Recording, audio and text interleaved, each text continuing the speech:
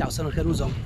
Oggi vi voglio parlare di ansia, rilassamento e soprattutto di respirazione. Mi sono arrivate due mail di due ragazze nello stesso giorno che mi hanno detto che stanno andando da uno psicologo per fare un percorso ovviamente psicologico, psicoterapico per la loro ansia.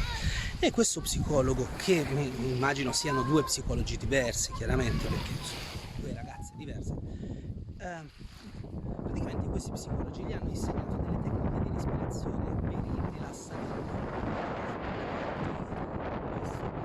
Che rilassarsi di per sé non cambia la situazione dell'ansia, a meno che non ci sia un programma respiratorio fatto in modo che ci sia una sollecitazione del sistema parasimpatico, e per fare questo ci vuole un professionista della respirazione.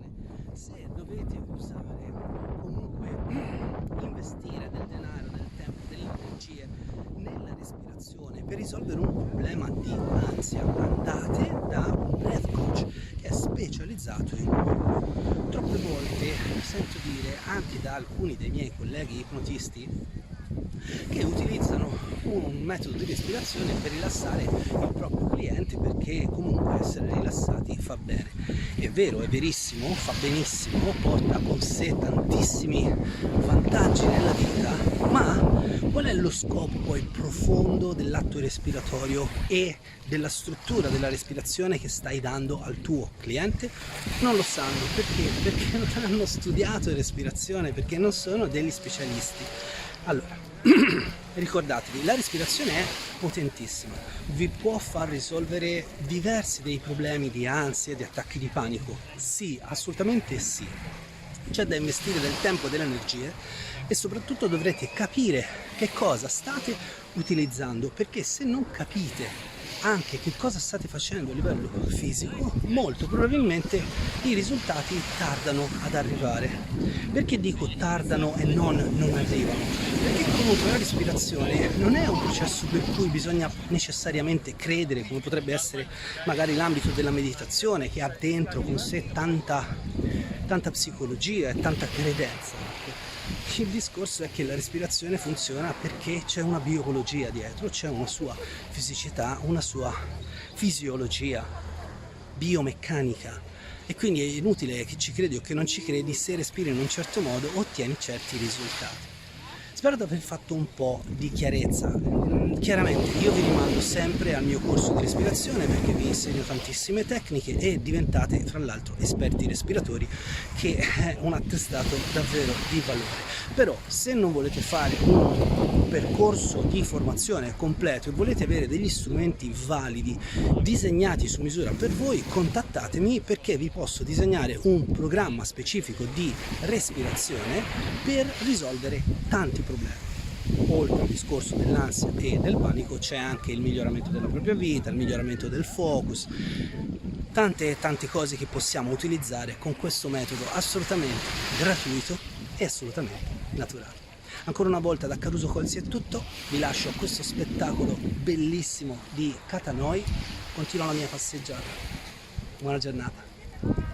Ecco, prima di lasciarvi voglio fare una piccola integrazione a questo video, perché riflettendo non ho detto una cosa importante. Io non sono contro gli psicologi, molti psicologi sono esperti in respirazione, quindi il mio video non verte sul dire che non dovete andare dallo psicologo, dovete andare da coloro che sono esperti di respirazione. Magari potete integrare le due figure, e spesso e volentieri tanti psicologi hanno fatto dei percorsi esattamente come quelli che ho fatto io per diventare specialisti e breath coach, quindi alcuni di loro certo che sono competenti in questo, molti di loro no. Perché? Perché trattano un argomento che ha a che fare con la terapia e vi possono dare davvero una grande mano per quanto riguarda l'ansia e gli attacchi di panico.